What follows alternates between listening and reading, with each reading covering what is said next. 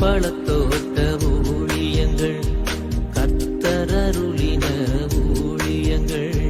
திராட்சை பழத்தோட்ட ஊழியங்கள், கர்த்தரருளின ஊழியங்கள். அவரில் நிலைத்திருந்து கனி கொடுப்போம், கர்த்தர் வாய்க்க செய்வார்.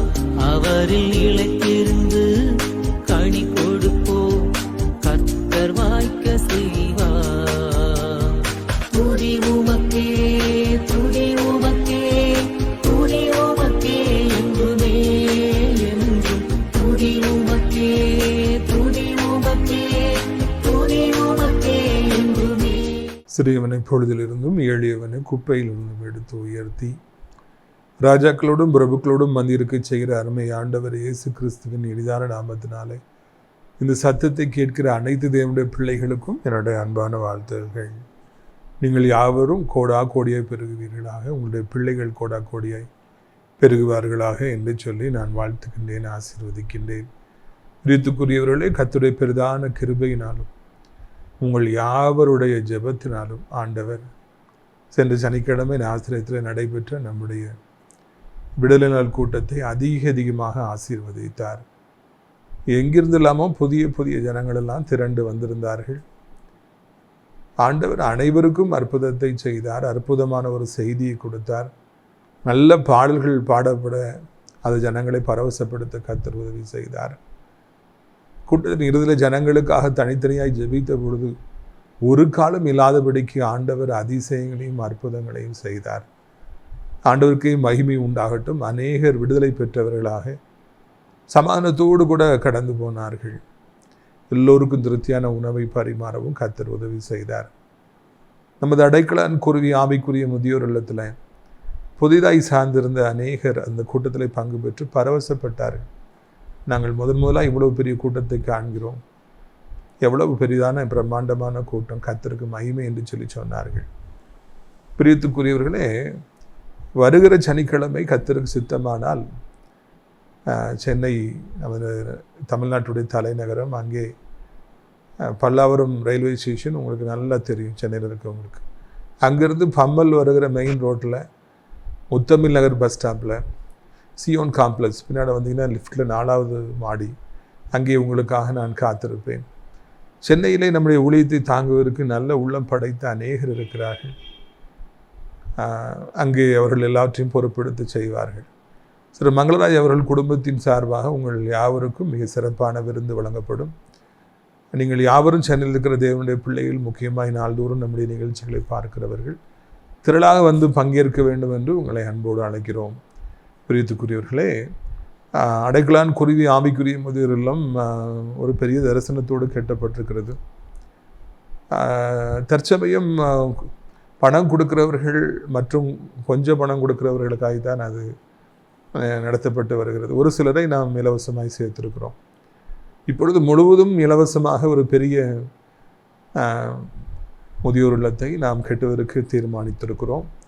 2-3 மாதங்களுக்குள்ளாய் அதை நாம் கட்டி முடிக்கப் போகிறோம். முழுவதும் அது பெரிதாக கட்டப்பட்டு நம்ம தேவனுடைய மாளிகையில் முன்பகுதியிலே அது மிக விரைவாய் கட்டப்பட்டு பணம் செலுத்த முடியாத நிலைமையில் இருக்கிற முதியவர்களுக்காக அது திறக்கப்படும். அந்த கட்டுமான பணிகளுக்காக நீங்கள் ஜெபிக்க வேண்டும் என்று உங்களை அன்போடு கூட கேட்டுக்கொள்கிறோம். ஏனென்றால் கடைசி காலத்தில் பணம் இல்லாதபடிக்கு இது தூக்கி வீசப்படுகிற எத்தனையோ பெரிய முதியவர்கள் உண்டு. அவர்களை நாம் அங்கே எடுத்து கொண்டு வந்து அவர்களுக்கு நாம் புது வாழ்வு கொடுக்க ஆசைப்படுகிறோம். எனவே இதற்காக நீங்கள் இந்த நல்ல பணிக்காக ஜெபியுங்கள். இதை முடித்துவிட்டு நாம் அனாதை பிள்ளைகளுக்கான இல்லத்தையும் கட்ட வேண்டும், அதுக்காக ஜெபியுங்கள். பிரியத்துக்குரியவர்களே, இந்த நாளில் நம்முடைய பிரயோஜனத்திற்காக மார்க்கு 9வது அதிகாரம் 38வது வசனத்தை நான் வாசிக்க விரும்புகிறேன். அப்பொழுது யோவான் அவரை நோக்கி, போதகரே, நம்மை பின்பற்றாதவன் ஒருவன் உமது நாமத்தினாலே பிசாசுகளை துரத்துகிறதை கண்டோம். அவன் நம்மை பின்பற்றாதவன் ஆனதால் அவனை தடுத்தோம். யோவான்கிறது ஆண்டவருக்கு மிக பிரியமான ஒரு சீசர் என்பதில் சந்தேகமே இல்லை. அது உங்களுக்கு நல்லா தெரியும். ரொம்பவும் ஆண்டவரை நேசிக்கிற ஒரு மனிதன். அவருக்கு ஒரு அனுபவம் ஏற்படுகிறது. ஒரு சமயத்தில் இயேசுவை விட்டு சற்று தொலைவு போகும்பொழுது ஒரு பெரிய கூட்டமாக இருக்கிறது. என்ன கூட்டம் என்று பார்க்கிற பொழுது ஒரு மனிதன் இயேசுவின் நாமத்தை சொல்லி பிசாசுகளை துரத்தி கொண்டிருப்பதை அவர் காண்கிறார். அதைத்தான் அவர் அங்கே ஆண்டவரிடத்தில் வந்து சொல்லுகிறார். இவர்கள் 12 பேரும் ஆண்டவரோடு கூடவே இருக்கிறார்கள். ஆண்டவருடைய முகத்தை தரிசித்து கொண்டே இருக்கிறார்கள். ஆண்டவர் செய்கிற அதிசயங்களை பார்த்து கொண்டே இருக்கிறார்கள். ஆனால் இவர்கள் யாரும் ஆண்டவர் இருந்து மட்டும் பிசாசுகளை துரத்தினார்களா என்பது தெரியவில்லை. அப்கோர்ஸ் 70 பேர் ஆண்டவர் அனுப்பும்போது பிசாசுகளை துரத்தணும்னு சொல்லிட்டு வராங்க. அப்படி அவர்கள் துரத்தினாலும் கூட அது ஒரு பெரிய காரியம் இல்லை. ஏனென்றால் ஆண்டுடைய முகத்தை அவர் தரிசிக்கிற பொழுது அந்த வல்லமை அவர்களுக்குள்ளே நிச்சயமாக இருக்கும் அல்லவா. பிசாசுகள் ஓடுவது சகஜமான ஒரு காரியம்தான். ஆனால் இங்கே இயேசுவை அதிகமாய் சந்தித்திராத, பழகியிராத, அவருடைய சீசர்கள் எனப்பட்ட அந்த வளையத்திற்குள்ளே இல்லாத ஏதோ ஒரு மனிதன், சம்பந்தமே இல்லாத ஒரு மனிதன் ஏசப்பா நாமத்தை சொல்லி பிசாசுகளை அழகாக அவர் துரத்துவதை காண்கின்றோம். இது என்னை மிகவும் ஆச்சரியப்பட வைக்கின்றது. இயேசுவிண்டை வரவில்லை, இயேசுவின் பக்கத்தில் உட்காரவில்லை.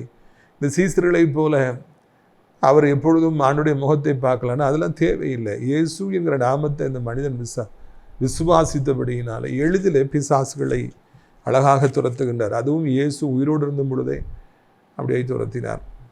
ஒரு விசை ஸ்கேவாவின் குமாரர்கள் பவுல் துரத்துகிற இயேசுவின் நாமத்தில் நாங்களும் பிசாசுகளை துரத்துகிறோம் என்று சொன்னதை நாம் வாசித்திருக்கிறோம். இயேசு என்கிற நாமத்திற்கு வல்லமை உண்டு. இயேசு என்கிற நாமத்தை சொன்னால் பிசாசுகள் ஓடிவிடும். இயேசு என்கிற நாமத்தை சொன்னால் வியாதிகள் சரியாகிவிடும். இயேசு என்கிற நாமம் வானிலும் பூவிலும் மேலான நாமம் என்பதை இந்த மனிதன் அறிந்திருந்தபடியினாலே, அவன் விசுவாசித்தபடியினாலே அந்த பிசாசுகளை எதிர்த்து இயேசுவின் நாமத்தில் நீங்கள் புறப்பட்டு போங்கன்னு சொன்ன உடனே அந்த ஆவிகள் ஓடி போயின. அந்த மனிதனுக்கு தேவனுடைய வல்லமை உள்ளே வந்தது, அவனை உருமாற்றியது. அவன் வாயிலிருந்து புறப்பட்ட வார்த்தைகள் அதிகாரமிக்க வார்த்தைகளை மாறியது. கண்ணுக்கு தெரியாத பிசாசுகள் எல்லாம் அங்கே வந்து ஆடி அவருக்கு கீழ்ப்படிய ஆரம்பித்தது. ஜனங்கள் தேடி வர ஆரம்பித்தார்கள். ஒரு நல்ல ஊழியம் ஆரம்பித்தது. அவர் ஆண்டவருக்காக பெரிய காரியங்களை செய்ய ஆரம்பித்தார்.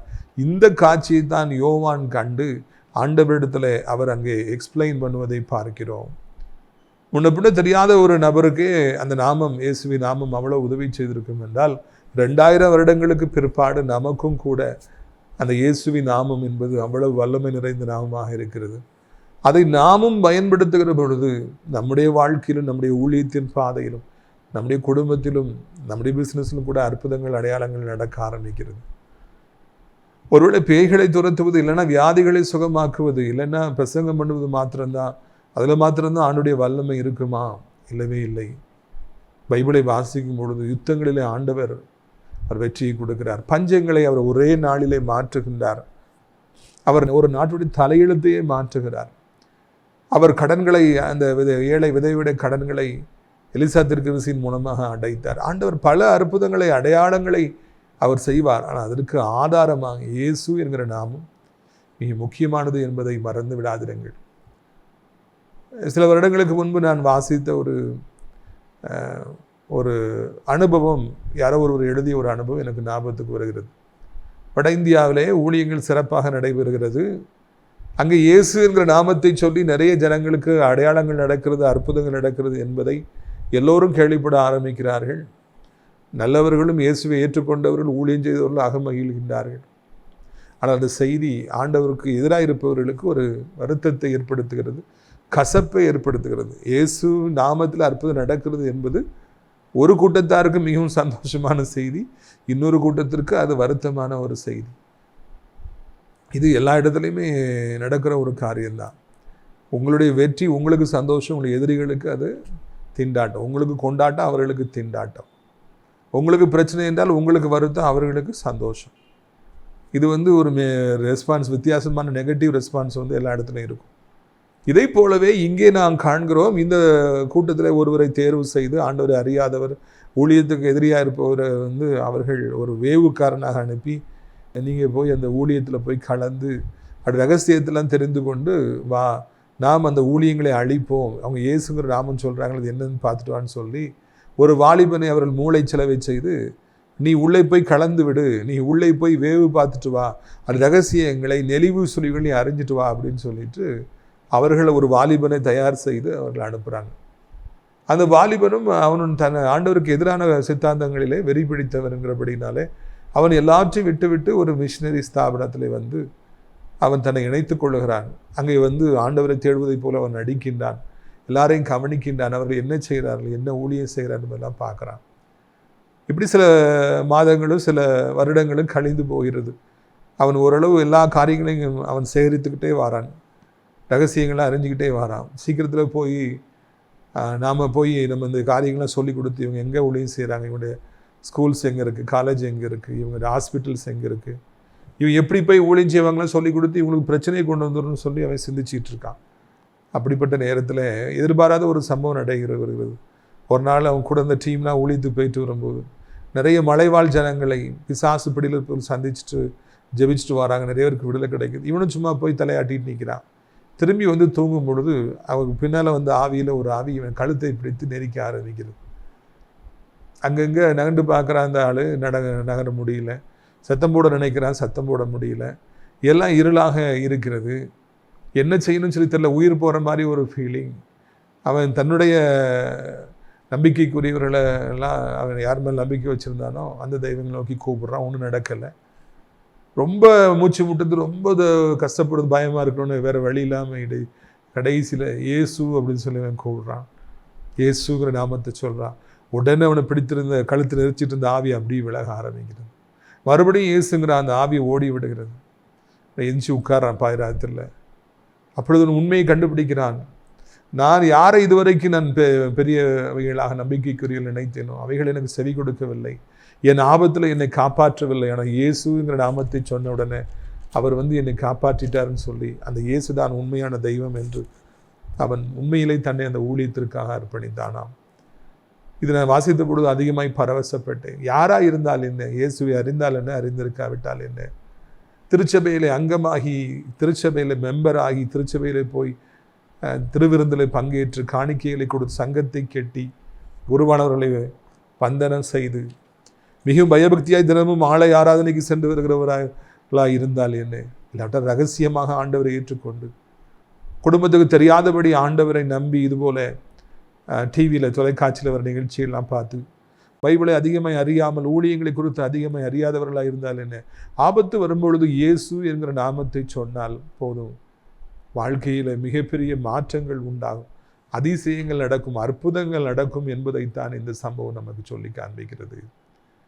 ஆண்டவரை குறித்து அதிகமாய் தெரியாவிட்டாலும் பரவாயில்லை, புதிதாக நீங்கள் ஆண்டவரை ஏற்றுக்கொண்டிருந்தாலும் பரவாயில்லை, சூழ்நிலைகள் நிமித்தமாக சர்ச்சைக்கு ரெகுலராய் போக முடியாதவராய் நீங்கள் இருந்தாலும் பரவாயில்லை, விபத்தை சந்தித்து படுத்த படுக்கையாக இருப்பவராய் இருந்தாலும் பரவாயில்லை, எல்லாராலும் வெறுக்கப்பட்ட ஒரு மனிதனாய் தெருவில் நீங்கள் படுத்து கிடந்தாலும் பரவாயில்லை, எல்லாவற்றையும் இழந்து போன மனிதனாய் ஊருக்கும் உலகத்திற்கும் சொந்தத்திற்கும் பந்தத்திற்கும் ஆகாதவராய் நீங்கள் மாறி போயிருந்தாலும் சரி, இயேசுங்கிற நாமத்தை சொல்லி பாருங்க, உடனடியாக விடுதலை கிடைக்கும், உடனடியாக அற்புதம் நடக்கும், உடனடியாக அந்த நபர் இயேசு நபர் ஓடி வருவார், உங்களை அவர் பாதுகாப்பார், உங்களை ஆசீர்வதிப்பார், உங்களுக்கு பெரிய மாற்றத்தை கொண்டு வருவார், உங்களுடைய வாழ்க்கை தலைகீழாக மாற்றி போடுவார்.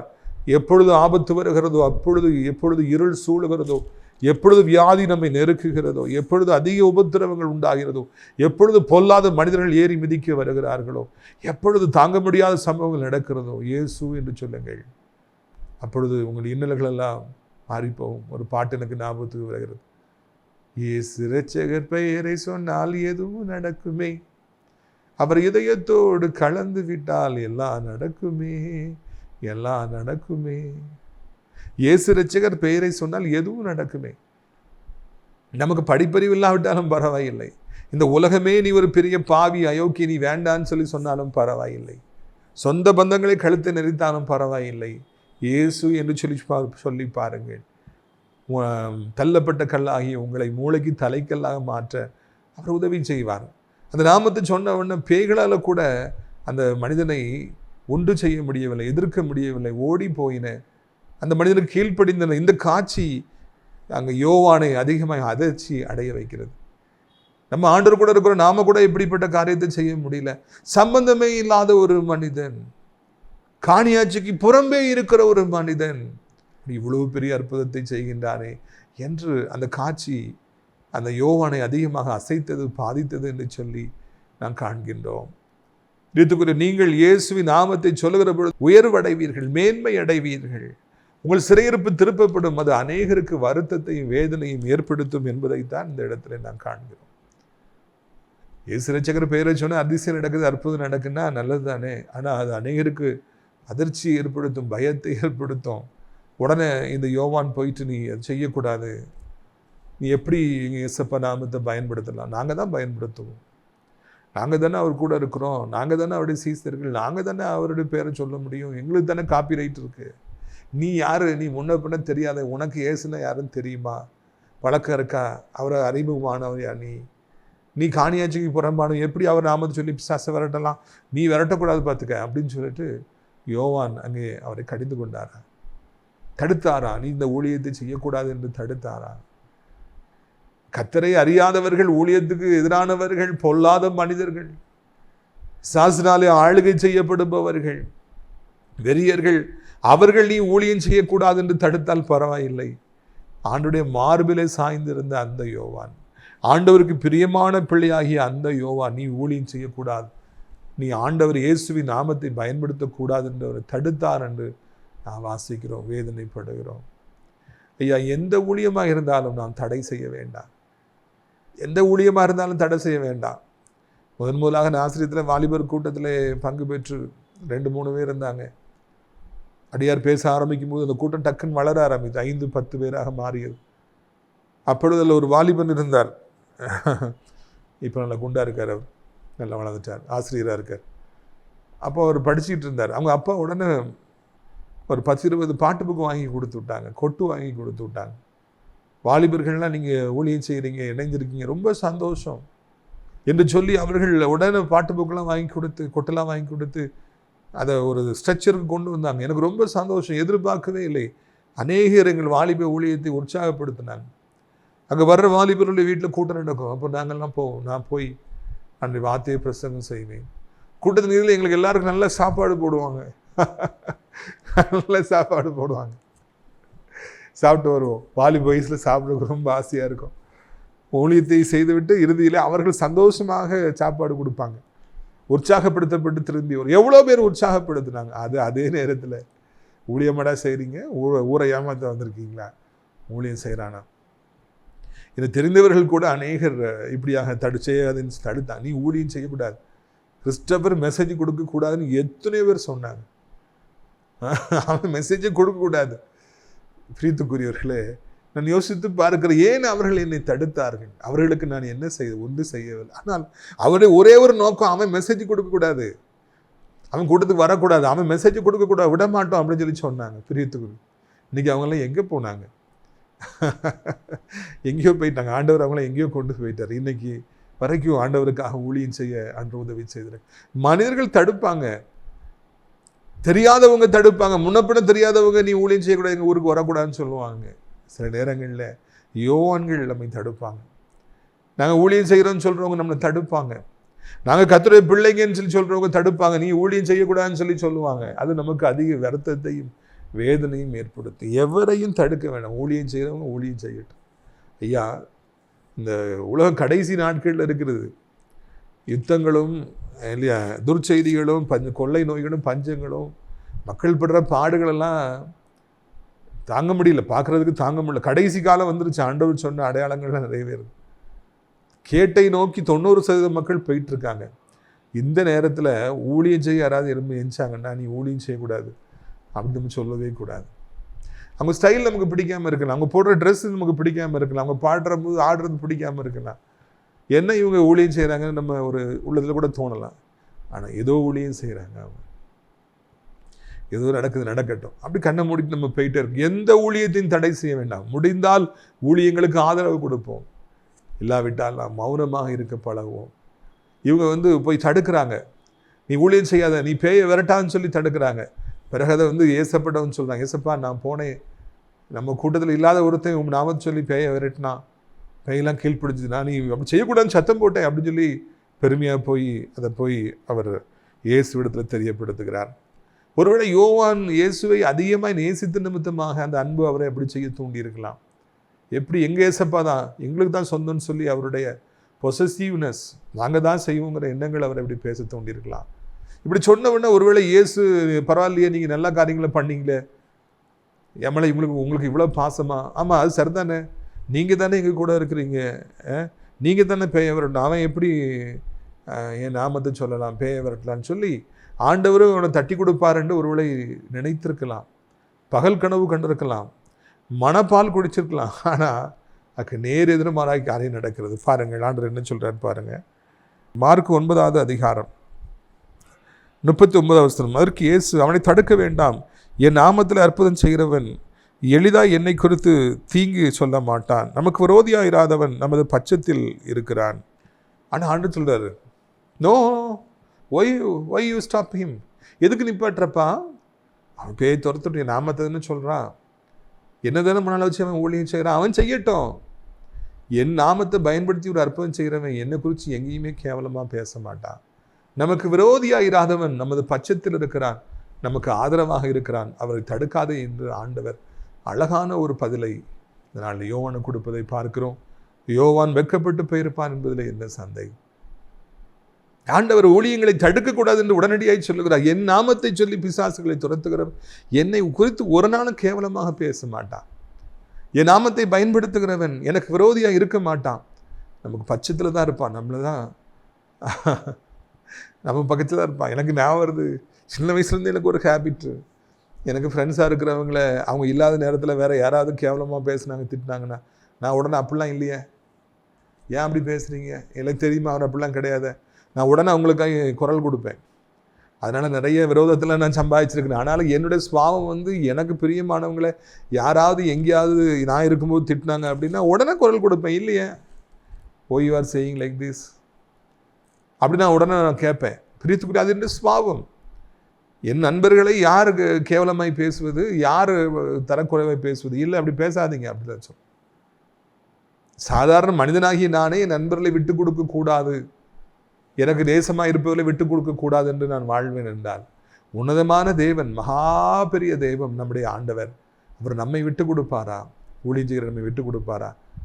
ஆண்டவருக்காக ஓடி ஓடி உழைக்கிற சகோதரி உங்களை விட்டு கொடுப்பாரா? தினந்தோறும் ஜெபம் ஜெபம் என்று வாழ்கிற தாய் தகப்பனை உங்களை விட்டு கொடுப்பாரா? வாலிப காலத்தில் எல்லாவற்றையும் விட்டு விட்டு ஆண்டவருக்கு பின்பாய் வந்திருக்கிற உங்களை, அன்பு தம்பி தங்கச்சி, ஆண்டவர் விட்டு விடுவாரா? விடவே மாட்டார். அவரை தடுக்காதே, ஊழியம் செய்யட்டும், அவங்களாம் நம்ம பக்கமாக இருக்கிறவங்க, அவங்களாம் நம்ம கூட்டம் தான் அப்படின்னு சொல்லி அவர் அங்கே முடிவுரை எழுதுகிறார்.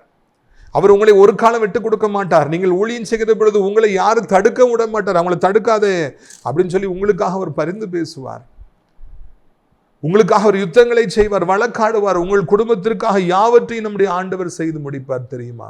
எப்பொழுது தெரியுமா? நீங்கள் ஆண்டவரை உண்மையாய் நேசிக்கிற பொழுது. அவர் ஒரு பொழுதும் உங்களை விட்டு கொடுக்கவே மாட்டார். நிறைய பேர் கூடவே இருந்து நம்மளை உயர்த்தி பேசுவாங்க, வாழ்த்தி பேசுவாங்க. 4 பேர் வெளியே வச்சு திட்டினாங்கன்னா அவங்களும் சேர்ந்து திட்டுவாங்க, அவங்களும் 2-3 பாயிண்ட்டை எடுத்து கொடுப்பாங்க. என்ன உலகம் பார்த்தீர்கள்? ஆனால் மனிதர்கள் அப்படி இருக்கலாம், ஆண்டவர் அப்படிப்பட்டவர் அல்ல. உங்களை விட்டு கொடுக்கவே மாட்டார், உங்களை ஆசீர்வதிப்பார், உங்களை உயர்த்துவார், உங்கள் பிள்ளைகளை உயர்த்துவார். என் பிள்ளைங்க நாமத்தை சொல்கிறாங்க, ஊழியத்தை செய்கிறாங்க, அவங்கள வெட்கப்பட விட மாட்டேன் என்று சொல்லி ஆண்டவர் உங்களை அளவில்லாமல் ஆசீர்வதிப்பார் என்பதில் சந்தேகமே இல்லை. பிரியத்துக்குரியவர்கள், எங்கே போனாலும் இயேசு நல்லவர் என்று சொல்லுங்கள், எங்கே போனாலும் கூட்டத்தை கூட்டுங்கள், எங்கே போனாலும் ஊழியத்தை செய்யுங்கள், சந்தர்ப்பம் வாய்க்கும் பொழுதெல்லாம் இயேசுவை இரட்சகர் என்று சொல்லி எல்லாருக்கும் நீங்கள் அறிவியுங்கள். அப்பொழுது ஆண்டவர் உங்களை பிரியம் கொள்கிறவராக இருப்பார். எங்கே போனாலும் ஊழியம் செய்யணும், எங்கே போனாலும் ஆண்டவர் வார்த்தையை பிரசங்கம் பண்ணணும் அப்படின்னு சொல்லிட்டு எனக்கு ஆசை. 30 இந்த மாதம் வந்துட்டோன்னா 30 வருடமாக ஆண்டுடைய பணி செய்து வர கர்த்தர் உதவி செய்து வருகிறார். பிரியத்துக்குரியவர்களே, கர்த்தருடைய நாமத்திற்கு மகிமை உண்டாகட்டும். ஆண்டவர் இயேசுவை குறித்து அறிவிக்க அவர் நம் பக்கமாக வருகிறார், நமக்காக அவர் வைராக்கியம் கொள்ளுகிறார். என் பிள்ளை அப்படின்னு சொல்லி ஆண்டவர் சொல்லி நமக்கு பக்கபலமாக நம்முடைய ஆண்டவர் இருக்கிறார். எதற்கும் நீங்கள் பயப்பட வேண்டிய அவசியம் இல்லை. ஒரு பெரிய சப்போர்ட்டர் உங்களுக்கு இருக்கிறார், ஒரு பெரிய அட்வொகேட் உங்களுக்கு இருக்கிறார், ஒரு பெரிய மினிஸ்டர், உலகத்துக்கே பிரைம் மினிஸ்டர் நம்ம ஆண்டவர் இயேசு, அவர் இருக்கிறார். நீங்கள் கலங்க வேண்டாம். ஒரு ரவுடி சொன்னதுக்கு ஞாபகத்துக்கு வருது. நான் என்னுடைய இளநிலை படிப்பு படிச்சுட்டு இருக்கும்பொழுது ஒரு பிரச்சனை அந்த ரவுடி உள்ளே வந்தார். உடனே எங்கள் காலேஜ் பிரின்சிபால் போய் நீங்கள் உள்ளெல்லாம் வரக்கூடாது, போங்க, வெளியே போங்கன்னார். நீ யாரையா அப்படின்னு அந்த ரவுடி கேட்ட உடனே பிரின்சிபால் சொன்னார், இந்த காலேஜுக்கே நான் தான் பிரின்சிபால் அப்படின்னாரு. அவர் சொன்னார், இந்த ஆசிரியத்துக்கே நான் தான் பிரின்சிபால் தெரியுமா உனக்கு அப்படின்னார். அப்கோர்ஸ் இந்த பிரச்சனை முடிஞ்சு அப்படி போயிடுச்சுன்னு வைங்களேன். நான் ஆசிரியத்துக்கே நான் தான் பிரின்சிபால்னு சொல்லி அவர் சொன்னது எனக்கு சிரிப்பு உண்டு பண்ணியது. ஆனால் சிந்திக்க வைத்தது. நம்ம உலகத்துக்கே பிரின்சிபால் வந்து நம்ம ஆண்டவர் இயேசு. அவர் நம்மளுக்கு சப்போர்ட்டாக நின்றுட்டாருன்னா விட்டு கொடுக்கவே மாட்டார். யுத்தங்களை செய்வார். வியாதியை பார்த்து ஓடும்பார், கடன் பாரத்தை பார்த்து ஓடும்பார், சாபத்தை பார்த்து ஓடும்பார். என் மகன் ஊழியக்காரன், நான் அவனை அளவில்லாமல் ஆசீர்வதிப்பேன்னு சொல்லி ஆண்டவர் சொல்லுவார். யாரும் தடுக்க முடியாது. ஊழியம் செய்து பாருங்கள். ஊழியத்திற்காக உங்கள் வீட்டு கதவுகளை திறந்து கொடுத்து பாருங்கள். ஊழியம் செய்கிற வாலிபர்களை ஊக்குவியுங்கள். கூட்டு சாப்பாடு கொடுங்க. நான் சொன்னேன்ல, நான் ஆசிரியத்தில் நசரேன்னு ஸ்போர்ட்ஸில் அவ்வளவு ஆர்வமாக இருப்பாங்க. இன்றைக்கி வரைக்கும் டெய்லி காலைல கிரவுண்டு போயிடுவாங்க, ஃபுட்பால் விளாடுவாங்க. அப்போது நாங்கள் சின்ன வயசில் ஃபுட்பால் விளாட போயிருக்கும்போது அவங்க வீட்டுக்கு எங்களை கூப்பிட்டு போய் நாங்கள் 10-20 போனோம். ரசனா ரொம்ப கூல்ட்ரிங்க் அது எங்களுக்கு கொடுத்தாங்க. என்ன டேஸ்ட்டாக இருந்தது. அந்த வெயிலில் வந்து விளையாடிட்டு வந்து உட்காரும்போது எல்லோரும் என்கரேஜ் பண்ணாங்க. நீங்களாம் நல்லா விளையாடணும்னு சொல்லி என்கரேஜ் பண்ணாங்க. ஒருவேளை விளையாட்டு வீரர்களை உற்சாகப்படுத்துகிறவங்க நிறையவே இருக்காங்க. அரசியலில் ஒரே கட்சிக்கு வரும்போது அவங்கள உற்சாகப்படுத்துறதுக்கு நிறையவே இருக்காங்க. அரசியலில் நம்ம கட்சிக்காரன்னு சொல்லி ரொம்ப உற்சாகப்படுத்துகிறாங்க. ஆனால் இயேசுக்காக ஊழியம் செய்தவர்களை நாம் உற்சாகப்படுத்துவோம். ஊழியக்காரர்கள் என்றாலே அவர்களை ஏற்றுக்கொள்ளும். 1000 குறைகள் இருக்கலாம், குறைவுகள் இருக்கலாம், 1000 குற்றங்கள் இருக்கலாம். அவர்களும் மனிதர்கள் தான். அதெல்லாம் ஒரு பக்கம் இருக்கட்டும். அவர்கள் ஊழியக்காரர்கள் என்கிற ஒரே ஒரு காரணத்து நிமித்தமாக அவர்களுக்கு கொடுக்க வேண்டிய எல்லா மரியாதை, எல்லா ஆதரவையும் நாம் கொடுத்து பார்ப்போம். அப்பொழுது தேவன் பெரிய காரியங்களை செய்வார். என் பிள்ளைகளை நேசிக்கிறவன், என் பிள்ளைகளுக்கு ஊழியத்தை தாங்குகிறவன், ஊழியத்தை கொடுக்கிறவன் சொல்லி கர்த்தர் உங்களுக்கு அள்ளி கொடுப்பார். அப்பொழுது உங்களுடைய வாழ்க்கையில் ஒரு மிகப்பெரிய சந்தோஷம், மிகப்பெரிய ஒரு மகிழ்ச்சி உண்டாகும் என்பதில் சந்தேகமே இல்லை. செய்வீர்களா? ஊழியம் செய்து பாருங்கள். உங்கள் பிள்ளைகளை ஊழியம் செய்ய உற்சாகப்படுத்தும். டெய்லி குடும்ப ஜெபம் தவறாமல் பண்ணிடுங்க. டெய்லி குடும்ப ஜெபம் வச்சு பாடலை பாடி சங்கீதங்கள்லாம் வாசித்து சின்ன ஒரு 2 நிமிஷம் பேசி ஜெபம் பண்ணி பாருங்கள். பிள்ளைகள் கர்த்தரை பற்றி கொள்வார்கள். அப்பொழுது வருங்காலங்கள் இன்பமாக இருக்கும். உங்களுடைய ஆசீர்வாதங்களுக்காக அடியார் ஜெபிக்க விரும்புகிறேன். நீங்களும் சேர்ந்து ஜெபிப்பீர்களா? அப்பா பிதாவே, இந்த அருமையான நாளுக்காக நன்றி செலுத்துகிறோம், ஸ்தோத்திரம் செலுத்துகிறோம். எவ்வளோ அருமையான ஒரு சத்தியத்தை நாங்கள் கேட்டோம். ஆண்டவரே ஸ்தோத்திரம் ஐயா, ஆண்டவரே ஸ்தோத்திரம் ஐயா, நன்றி செலுத்துகிறோம். அப்பா பிதாவே, வானத்துக்கும் பூமிக்கும் ஆண்டவரே, எங்களுடைய வாழ்க்கையில் எங்களை யாராவது தடுக்கும் பொழுது, ஆண்டவரே எங்களை யாராவது வேதனைப்படுத்தும் பொழுது, துன்பப்படுத்தும் பொழுது, அப்படி ஒன்று செய்யாத என்று எங்களுக்காக பரிந்து பேசுகிற தெய்வமாக இருக்கிறீர். எங்களை டிஃபெண்ட் பண்ணுகிற டிஃபெண்டராக நீங்கள் இருக்கிறீங்க ராஜா. எங்களை ஆசீர்வதிக்கிறவராக இருக்கிறீங்கப்பா. அதற்காக நமக்கு ஸ்தோத்திரம் ஐயா. அப்பா, எங்களுடைய வாழ்க்கையில் நீங்கள் தகப்பண்ணி தந்திருக்கிற எல்லா நன்மைகளுக்காக கோடி ஸ்தோத்திரம் செலுத்துகிறோம். இம்மட்டும் உமக்கு ஊழியம் செய்ய மாபெரும் பாக்கியத்தை கொடுத்தீங்களே, உமக்கு நன்றி செலுத்துகிறோம். வாழ்நாள் பரிந்து உமக்கு ஊழியம் செய்ய உமக்கு உண்மையாக இருக்கு, உண்மை நேசிக்க, ஊழியங்களை உற்சாகப்படுத்த, ஊழியக்காரர்களை உற்சாகப்படுத்த எங்களுக்கு உதவி செய்யுங்க இறைவா. இந்த நாளிலும் கூட தகப்பண்ணி வியாதிப்பட்டுக்கிற பிள்ளைகளுக்காக கண்ணீரோடு மன்றாடுகிறோம். உயிருக்கு போராடி கொண்டிருக்கிற ஆண்டவரை பிள்ளைகளுக்காக கண்ணீரோடு மன்றாடுகிறோம். ஐசியில் இருக்கிறவங்க, விபத்தை சந்தித்திருப்பவங்க, ஆட்கொள்ளி வியாதியில் சிக்கியிருப்பவங்க ஒவ்வொருவரையும் கர்த்தர் சந்தித்து எப்படியாவது ரட்சித்து மீட்டு கொண்டு வரும்படிக்கு ஜெபிக்கிறோம். தேவனாலே கூடாத காரியம் எதுவும் இல்லை. இயேசப்பாவுடைய நாமத்தில் சுகமாகாத வியாதி என்று எதுவுமே இல்லை. ஆண்டவரை நீங்களே டாக்டரால் கைவிடப்பட்டவங்களை கூட இப்பொழுது சுகப்படுத்த வேண்டும் என்று கெஞ்சுகிறோம். ஒருவரையும் பார்த்து நீங்கள் ரொம்ப தாமதமாக வந்திருக்கீங்க, எங்களால் காப்பாற்ற முடியாதுன்னு சொல்லவே மாட்டீங்கப்பா. எந்த ஸ்டேஜ்லையும் யாருக்கும் உதவி செய்யுமாலே கூட அதற்காக நன்றி. புண்கள் மறையட்டும், கட்டிகள் மறையட்டும், வேதனைகள் மறையட்டும், இன்ஃபெக்ஷன், நோய் தொற்று கிருமிகள் மறையட்டும். நடக்க முடியாதவர்கள் நடக்கட்டும், பேச முடியாதவர்கள் பேசட்டும், சாப்பிட முடியாதவர்கள் சாப்பிடட்டும், வாமிட் நிற்கட்டும், தூங்க முடியாதவர்கள் தூங்கட்டும், வேலைக்கு செல்ல முடியாதவர்கள் படிக்க முடியாதவர்கள் படிக்கட்டும், சம்பாதிக்க முடியாதவர்களுக்கு சம்பாதிக்கிற ஆற்றலை தாரும். இந்த அருமையான நாளிலும் கூட தகப்பனே, பணம் இல்லாமல் யாராலே வாழ முடியும்? எல்லோருக்கும் நிரந்தரமான வருமானங்களை ஏற்படுத்தி கொடுத்து சந்தோஷப்படுத்துங்க. கவர்மெண்ட் ஜாப் வேண்டும், விசா வேண்டும், டிரான்ஸ்ஃபர் வேண்டும், சம்பளம் வேண்டும், பதவி உயர்வு வேண்டும், என் பிஸ்னஸை கர்த்தர் ஆசீர்வதிக்கணும், நல்ல வேலைக்காரங்க எனக்கு வேணும், நல்ல சொந்தமான இடம் எனக்கு வேணும், சொந்தமான வீடு வேணும், திருமணம் ஆகணும், குழந்தை இத்தனை வருஷமாக இல்லை, எனக்கு ஆண்டவர் தரணும் என்று சொல்லி பல வேண்டுதல்களோடு நிற்கிற பிள்ளைகள் உண்டு. ஒவ்வொருவரும் வேண்டுவதை கொடுத்து கர்த்தாவே நீர் அவர்களை அளவில்லாமல் ஆசீர்வதிக்க வேண்டும் என்று கெஞ்சுகிறோம். வேறு எதுவும் எங்களை திருப்திப்படுத்தாது, உங்களுடைய ஊழியம்தான் திருப்திப்படுத்தும். இதை வாலிபர்கள் அறிந்து உண்மை ஏற்றுக்கொண்டு படிக்கிற இடங்களிலே ஊழியக்காரில் அவர் எழும்ப பெற்றோருடைய கண்ணீரை துடைக்க ஜெபிக்கிறோம். மொபைல் ஃபோன் அடிமைப்பட்டுக்கிற வாலிபர்கள், பைக்குக்கு அடிமைப்பட்டுக்கிற வாலிபர்கள், அங்கேயும் வேகமாய் பைக்கில் போகிறவங்க, ஐயோ பாவம்பா. பெற்றோர்கள் எவ்வளோ கனவுகளை வச்சுருக்காங்க, வீணாய் போய் விடாதபடி காத்துக்கொள்ளுங்க. ஆண்டவரை தோத்திர விபத்துகள், ஹார்ட் அட்டாக்கு, ஸ்ட்ரோக்கு, சடுதி மரணங்கள் வந்து விடாதபடி கர்த்தர் பாதுகாத்துக் கொள்ளுங்க. கிருபையினாலே ஒழித்து வைத்துக் கொள்ளுங்க. வயதானவர்கள் கீழே விழுந்து விடாதபடி 2 கைகளால் ஏந்தி கொள்ளுங்க. ஒவ்வொருவரையும் கர்த்தர் ஆசீர்வதிங்க. ஒவ்வொருவருக்கும் கர்த்தர் உதவி செய்யுங்க.